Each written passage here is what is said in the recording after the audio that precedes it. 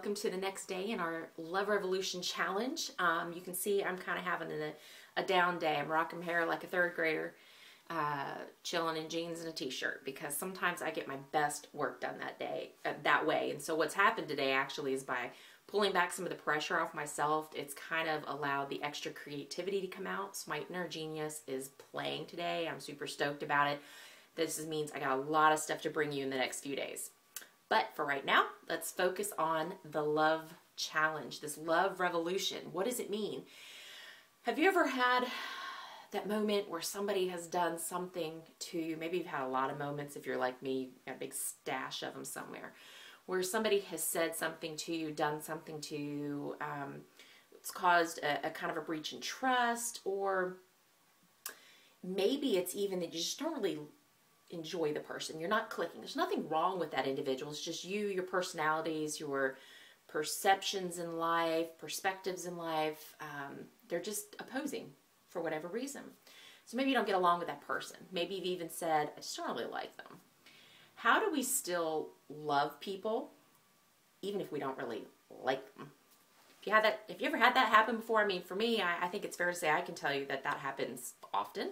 Although I generally really like everybody I come into contact with. There are certain people, based off of their actions in my life, that I have to love, but I don't necessarily like them. Or we just don't get along, or something's happened. You know, some of it is about the fact that if an individual has done something to you, by the act of forgiveness, of letting that go, which frees you from whatever it was that occurred, by the way. It's not necessarily freeing the other person. But by that act of forgiveness, that act of grace, we are healing that. We're breaking ourselves off from whatever occurred and saying, hey, I'm not going to carry this around anymore. I'm going to choose to let it go. I'm going to move forward. I am forgiving that person. Oftentimes people say, well, if I do that, that means that they won't have to pay for what they did. There's no consequence any longer. I don't want to take them back in my life and let them hurt me again. There's no trust. You know, it's about boundaries. That's really what it comes down to in that particular situation.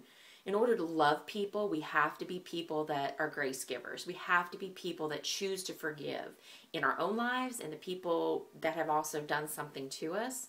But it doesn't mean that you have to like them. So what I mean by that is this. Think about your boundaries. If you forgive another person, it does not mean that they're off the hook. It doesn't mean that a consequence did not occur. It just means I'm saying, hey, I forgive you. I'm choosing to separate myself.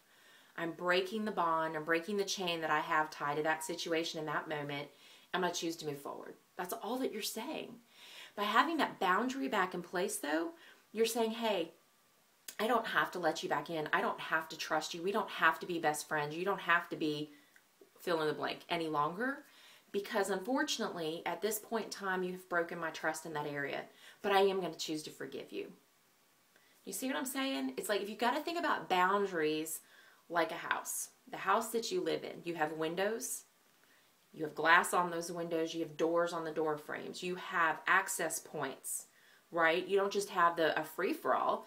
You don't leave your doors unlocked where anybody in the neighborhood can just walk on through, because you've got your dadgum door off the hinges sitting there going, hey, it's free for all.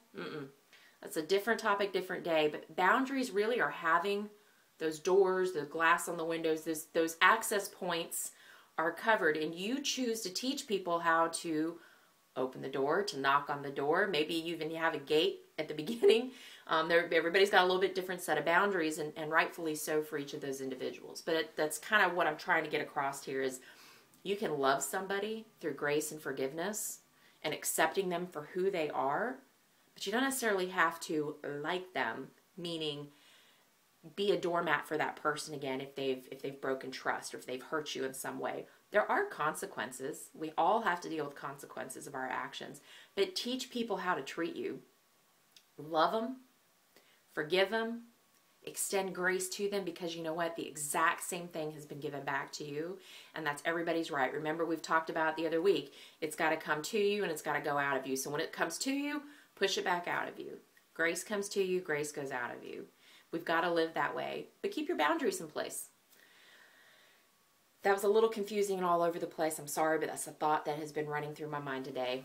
I love you, but I don't like you.